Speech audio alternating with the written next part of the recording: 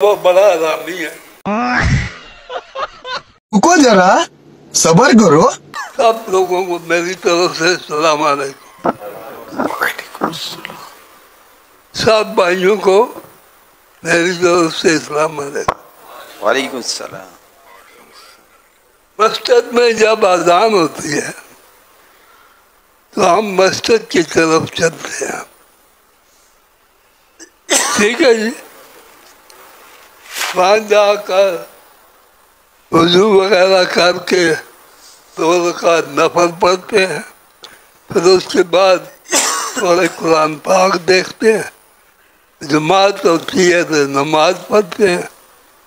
پھر اس کے بعد دیکھو میں یہ بات اس لیے کر رہا ہوں میرے ذہن میں ہے کہ ہم ادھر ہاتھ باندھتے ہیں, کانوں کو بھی ہاتھ لگاتے ہیں. اللہ اکبر. یہ کان اس لیے نہیں, یہاں ساتھ میں یہ ہے کہ ہم غلط کام کرنے کے لیے کان کو ہاتھ لگاتے ہیں, پھر اس کے آگے ہاتھ باندھتے ہیں.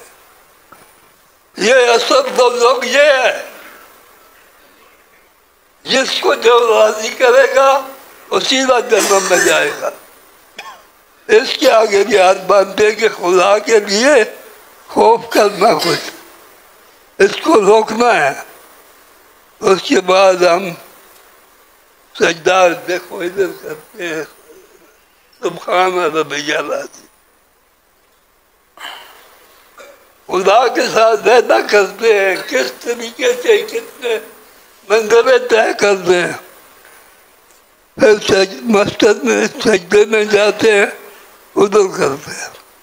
1 رکعت میں کم از کم 6 دفعہ ہم اللہ اکبر کرتے ہیں. اور اللہ اکبر جو کچھ بولتا ہے وہ ہم کو پھر کرنا چاہیے نا. ہم نے جتنے وعدے کیے جس طریقے سے کیے, اگر ایک آدمی کے ساتھ آدمی پیدا کرتا ہے اس کے ساتھ وعدہ پورا نہیں کرتا ہے تو وہ ساری عمر بابا بڑا حرامی ہے, اس نے میرے ساتھ دھوکہ کیا. تو ہم 24 گھنٹے میں 5 دفعہ اسمبلی کا اجلاس ہوتا ہے مسجد میں. یہ جو مصیبت دینی حضرت صاحب فرمائے ہوتا ہے نہ ان کے بولوا نہ دے بھائی. ٹھیک ہے بابا جی, بابا جی بیٹے وہ آپ بیٹھے. حضرت صاحب کچھ فرما رہے ہیں, آپ یہاں بیٹھے. بھائی انہوں نے جو بھی کہا یہ نکال دینا ذہن سے, اپنے زور پہ کہہ رہے تھے جی اس کو بھرے گا تو جہنم میں جائے گا, اور یہ تو حرام سے بھرے گا تو جہنم ہی ہے. ویسے خالی اگر کوئی ڈٹ کے بھی کھاتا ہے تو گناہگار تو نہیں ہے نا. اب یہ اپنے بزرگ ہیں جو ذمہ ذہن ہی نہ سمجھے گا, ہمیں کہ گھیلو چوندا. چلے